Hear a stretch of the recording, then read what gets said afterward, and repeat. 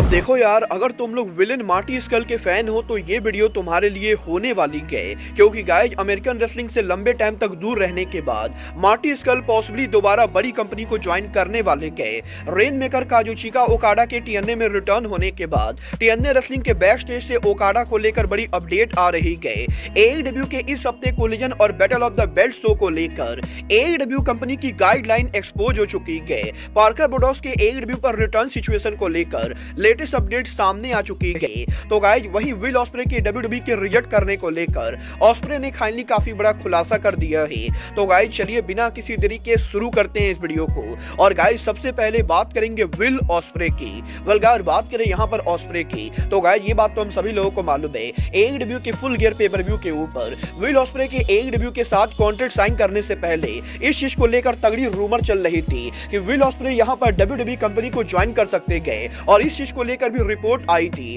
कि WWE company will osprey को $1 million देने के लिए तैयार थी। बट गाइस यहाँ पर डब्ल्यूडब्ल्यूई के इतने बड़े ऑफर देने के बाद भी विल ऑस्प्रे ने फाइनली यहाँ पर एईडब्ल्यू कंपनी को चूज किया। और अब यहाँ पर विल ऑस्प्रे ने खुद इस चीज को कंफर्म कर दिया है कि ऑस्प्रे के यहाँ पर एईडब्ल्यू को ज्वाइन करने से पहले विल ऑस्प्रे के पास एईडब्ल्यू, डब्ल्यूडब्ल्यूई और इंपैक्ट रेसलिंग इन तीनों कंपनीज की तरफ से ऑफर आए थे। और गाइस यहाँ पर ऑस्प्रे ने इन तीनों कंपनी के मैनेजमेंट से कंपनीज को ज्वाइन करने को लेकर काफी बढ़िया बातें की थी। और गाइस ऑस्प्रे ये कंफर्म कर सकते गए कि एईडब्ल्यू, डब्ल्यूडब्ल्यूई के साथ साथ टीएनए रेसलिंग भी ऑस्प्रे को काफी सारे पैसे ऑफर कर रही थी। बट गाइस यहाँ पर विल ऑस्प्रे ने टीएनए और डब्ल्यूडब्ल्यूई को छोड़कर एईडब्ल्यू कंपनी के ऑफर को एक्सेप्ट किया, क्योंकि गाइस यहाँ पर विल ऑस्प्रे एईडब्ल्यू के प्रेसिडेंट टोनी खान को काफी ज्यादा पसंद करते गए। और ऑस्प्रे ये बिलीव करते गए कि अगर यहाँ पर ऑस्प्रे टोनी खान के अंडर काम करते गए तो गाइस टोनी खान को वो क्रिएटिव फ्रीडम मिलेगी, तो गाइस ऑस्प्रे को वो क्रिएटिव फ्रीडम मिलेगी जिससे यहाँ पर ऑस्प्रे उनके कैरेक्टर को और भी ज्यादा आगे ले जा सकते गए। और गाइस यहाँ पर ऑस्प्रे ने इस चीज को कंफर्म किया है कि डब्ल्यूडब्ल्यूई और टीएनए को रिजेक्ट करके विल ऑस्प्रे ने यहाँ पर टोनी खान की वजह से एईडब्ल्यू को साइन किया है। और विल ऑस्प्रे ये बिलीव करते गए कि वो एक ना एक दिन एईडब्ल्यू के अंदर वेम्बले स्टेडियम को मेन इवेंट करेंगे। गाइस देखना बहुत ही दिलचस्प होने वाला है कि ऑस्प्रे के डब्ल्यूडब्ल्यूई और टीएनए दोनों को रिजेक्ट करने के बाद विल ऑस्प्रे ने टोनी खान पर जो भरोसा किया है, विल ऑस्प्रे का ये भरोसा ऑस्प्रे को कहां ले जाता है। बट गाइस चलिए फिलहाल आगे बढ़ते और बात करते हैं पार्कर बुडोस के एईडब्ल्यू पर रिटर्न होने की। गाइस बात करें यहां पर पार्कर बुडोस की, तो गाइस ये बात तो हम सभी लोगों को मालूम है, पार्कर बुडोस करीबन 1.5 साल से एईडब्ल्यू के शो पर अपीयर नहीं हुए हैं। और लास्ट टाइम एईडब्ल्यू के अंदर हमें यहां पर पार्कर बुडोस मुगल एम्बेसी फैक्शन के अंदर देखने को मिले थे। बट गाइस अब जबकि पार्कर बुडोस की इंजरी ठीक हो चुकी है, तो गाइस एईडब्ल्यू के इस हफ्ते डायनामाइट होमकमिंग के बैक स्टेज के ऊपर पार्कर बुडोस एईडब्ल्यू के शो के ऊपर मौजूद थे। और गाइस काफी सारे लोग ये बिलीव करते गए कि अब यहाँ पर पार्कर बुडोस एईडब्ल्यू कंपनी पर रिटर्न करने के लिए पूरी तरह से रेडी गए। और बहुत ही जल्द एईडब्ल्यू के अंदर टोनी खान यहाँ पर पार्कर बुडोस का रिटर्न कराने वाले गए। बट गाइस इस बार जब पार्कर बुडोस एईडब्ल्यू पर रिटर्न करेंगे तो वो यहाँ पर मुगल एम्बेसी के मेंबर ना होके बल्कि मुगल एम्बेसी के बाहर दूसरी स्टोरी लाइन में काम करेंगे। और गाइस अब यहाँ पर एईडब्ल्यू के अंदर पार्कर बुडोस का मुगल एम्बेसी फैक्शन से कुछ भी लेना देना नहीं गए। देखना बहुत ही दिलचस्प होने वाला है कि टोनी खान पार्कर बुडोस को एईडब्ल्यू कंपनी पर कैसे यूज करते गए।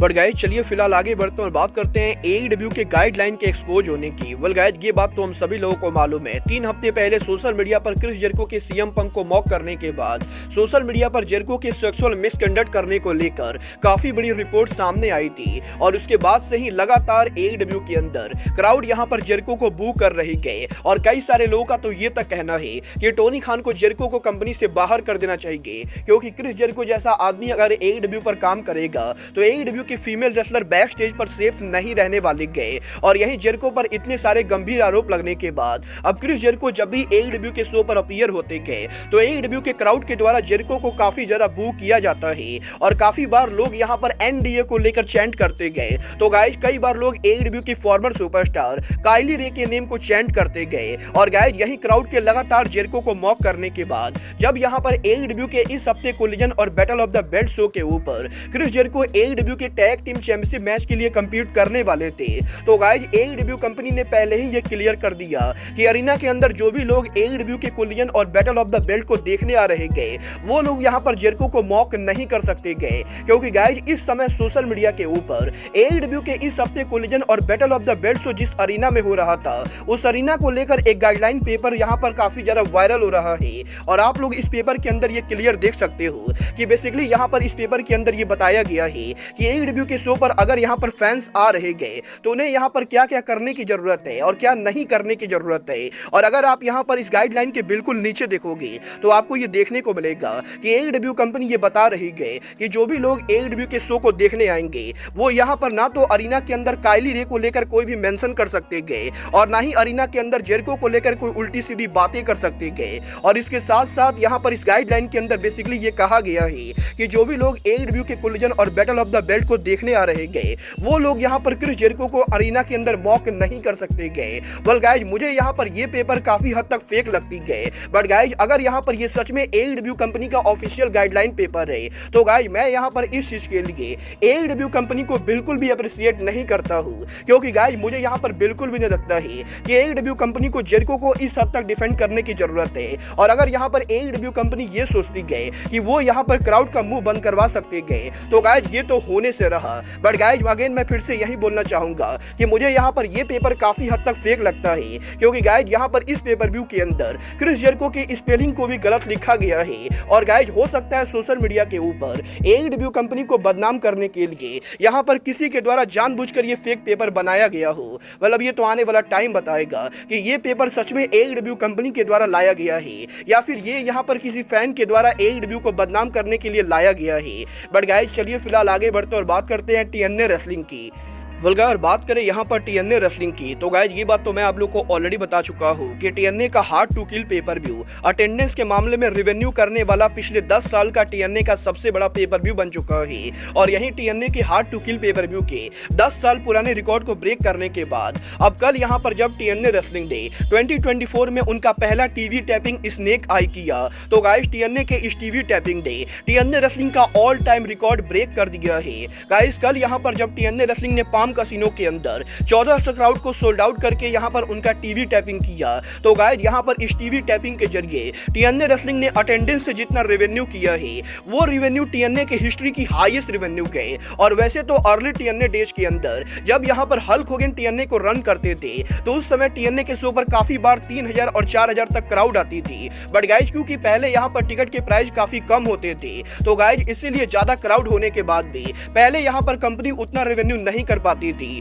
बट गाइज इस बार जब यहां पर TNA रेसलिंग ने 2024 के अंदर उनका पहला टीवी टैपिंग स्नेक आई किया तो गाइज यहां पर लॉस वेगास में 1400 लोगों को ही सोल्ड आउट करके TNA रेसलिंग उनके कंपनी के 22 साल के हिस्ट्री को ब्रेक कर चुकी है। और TNA रेसलिंग का ये टीवी टैपिंग TNA रेसलिंग के और वीकली किसी भी टीवी टैपिंग के मुकाबले अब तक का सबसे ज्यादा रेवेन्यू करने वाला टीवी टैपिंग बन चुका है। और देखना बहुत ही दिलचस्प होने वाला है कि TNA के हार्ड टू किल और स्नेक आई दोनों के रिकॉर्ड ब्रेक करने के बाद आखिर TNA रेसलिंग 2024 में और क्या कमाल करती गए। बट गाइस जहां तक बात रही इस टीवी टैपिंग की तो जैसा कि मैं आप लोग को ऑलरेडी बता चुका हूं TNA रेसलिंग के पहले टीवी टैपिंग के ऊपर विल ऑस्प्रे डॉल्फ जिगलर के साथ साथ रेन मेकर काजुचिका ओकाडा ने करीबन 10 सालों के बाद TNA रेसलिंग के ऊपर उनका रिटर्न किया था। और जैसा कि हम सभी लोगों को मालूम है काजुचिका ओकाडा वो रेसलर है जिसके करियर को अर्ली डेज में TNA के द्वारा बर्बाद किया गया था। और जब यहाँ पर ओकाडा TNA के अंदर यहाँ पर उनकी जर्नी कर रहे थे तो ओकाडा के अर्ली करियर के अंदर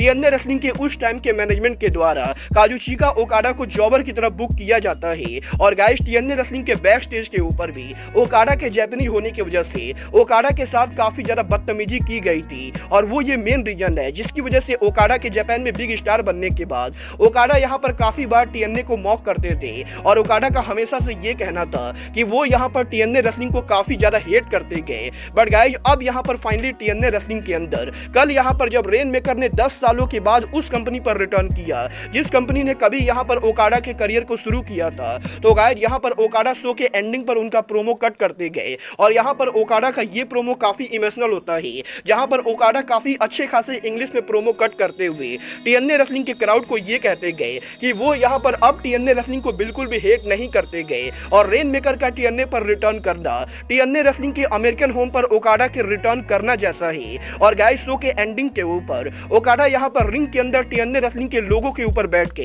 टीएनए रेसलिंग के क्राउड को ट्रिब्यूट देते गए। और गाइस जिस तरीके से कल टीएनए के स्नेक आई के ऊपर रेन मेकर ओकाडा को ट्रीट किया गया है, उसके बाद यहां पर टीएनए रेसलिंग के बैक स्टेज के ऊपर हर कोई यहां पर काफी ज्यादा हैप्पी गए। और गाइस यहां पर टीएनए रेसलिंग के ऑफिशियल्स का ये कहना है कि 10 साल पहले टीएनए के मैनेजमेंट के द्वारा ओकाडा के साथ जो बदसलूकी की गई थी, टीएनए रेसलिंग उन सभी चीजों को दोबारा से रिपेयर करना चाहती गए। और गाइस टीएनए रेसलिंग इस चीज को देखकर काफी हैप्पी गए कि रेन मेकर ओकाडा अब यहां पर टीएनए को हेट नहीं करते गए और टीएनए रेसलिंग ये होप करती गए कि ओकाडा यहां पर दोबारा टीएनए के ऊपर रिटर्न करेंगे। वेल गाइस जिस तरीके से कल टीवी टैपिंग के ऊपर काजुचिका ओकाडा को ट्रीट किया गया है, डेफिनेटली मुझे यहां पर इसके चांसेस लगते गए कि ओकाडा यहां पर जल्द टीएनए पर दोबारा रिटर्न करेंगे। बट गाइस चलिए फिलहाल आगे बढ़ते और बात करते हैं टीएनए रेसलिंग के अंदर पॉसिबली एक और बड़े डेब्यू की। वेल टीएनए रेसलिंग के अंदर डॉल्फ जिगलर, डाना ब्रुक्स सहित काफी सारे बड़े सुपरस्टार के डेब्यू करने के बाद अब यहां पर टीएनए के अंदर एक और बड़ा इंटरनेशनल सुपरस्टार डेब्यू कर सकता है और ये सुपरस्टार और कोई नहीं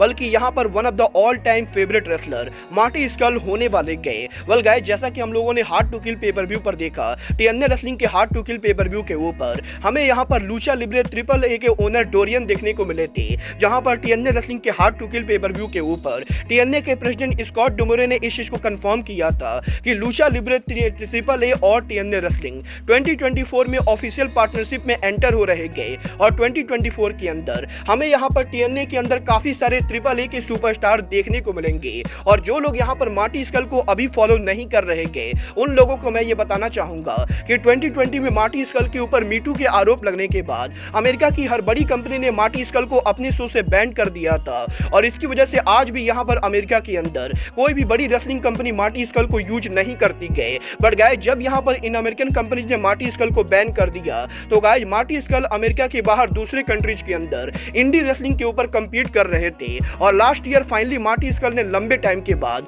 लूचा लिब्रे की biggest wrestling company triple A के ऊपर उनका डेब्यू किया था, जहां पर मार्टी के ट्रिपल ए पर डेब्यू करने के बाद वो यहां पर पिछले 1 साल से ट्रिपल ए के ऊपर रेगुलर काम कर रहे गए। और अब जबकि टीएनए और ट्रिपल ए का यहां पर पार्टनरशिप हो चुका है, तो कल यहां पर मार्टी स्कल के द्वारा सोशल मीडिया पर ट्रिपल ए और टीएनए के यहां पर पिक्चर को पोस्ट किया जाता है और मार्टी स्कल इस पोस्ट को टीज करके ये कहते गए कि वो पॉसिबली यहां पर जल्द रिटर्न करने वाले गए। और यही मार्टी स्कल के सोशल मीडिया पर इस पोस्ट के बाद अब इस चीज के बहुत ही ज्यादा चांसेस लगते गए कि पॉसिबली टीएनए और ट्रिपल ए के पार्टनरशिप के अंदर हमें यहां पर विलन का अमेरिकन रेसलिंग रिटर्न देखने को मिलेगा। और गाइस यहां पर लंबे टाइम के बाद फाइनली एक बार फिर से अमेरिका के अंदर हमें यहां पर मार्टी स्कल मेजर प्रमोशन यानी टीएनए पर देखने को मिल सकते गए। वेल गाइस मैं तो यहां पर डेफिनेटली चाहूंगा कि टीएनए रेसलिंग मार्टी स्कल का रिटर्न कराए, क्योंकि गाइस मार्टी स्कल वो बंदा है जो यहां पर टीएनए रेसलिंग को $मिलियन का रेवेन्यू करा सकता है। और गाइस अगर यहां पर टीएनए स्कल को सही से यूज करती गए तो मार्टी स्कल डेफिनेटली टीएनए के one of the biggest superstar बन सकते गए। वेल आप लोग विलन का रिटर्न देखना चाहोगे या नहीं, आप लोग मुझे कमेंट करके बताइए। बट गाइस अब आज के इस वीडियो में बस इतना ही, मैं मिलता हूं आपसे अपने अगले वीडियो में। बट गाइस तब तक के लिए goodbye, good night and bang.